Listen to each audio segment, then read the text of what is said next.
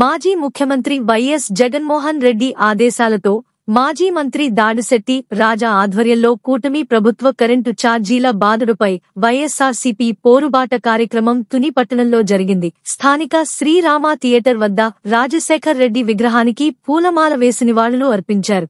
అనంతరం పట్టణ పురవీధుల్లో bike rally నిర్వహించారు. గొల్లప్పారావు సెంటర్, వీరవరపుపేట మీదుగా ఎలక్ట్రికల్ ఏడీఈ ఆఫీస్కు చేరుకున్నారు. ఎలక్ట్రికల్ డిపార్ట్మెంటు వారికి పెరిగిన ఛార్జీలపై వినతి పత్రం ఇచ్చారు.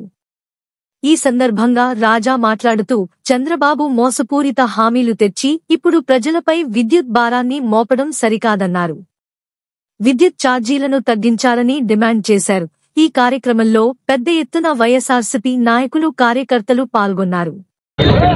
కూటమి ప్రభుత్వం అధికారంలో రావడానికి ముందు ఎట్టి పరిస్థితుల్లోనూ మేము కరెంట్ ఛార్జీలు పెంచం, బాదుడే బాదుడు ఇలాంటి కార్యక్రమాలు చేసి ఎట్టి పరిస్థితుల్లోని కరెంట్ ఛార్జీలు పెంచం, టెక్నాలజీని ఉపయోగించి అవసరమైతే కరెంట్ ఛార్జీలు తగ్గిస్తామని చెప్పేసి ప్రెసిడెంట్ ముఖ్యమంత్రి చంద్రబాబు నాయుడు గారు ప్రజలకు హామీ ఇచ్చి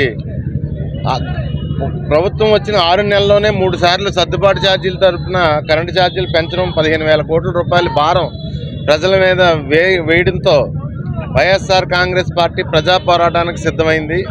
ఈరోజు ఈ కార్యక్రమాన్ని విజయవంతం చేయడానికి రాష్ట్ర వ్యాప్తంగా వైఎస్ఆర్ కాంగ్రెస్ పార్టీ కృషి చేస్తుందని తెలియజేస్తుంది.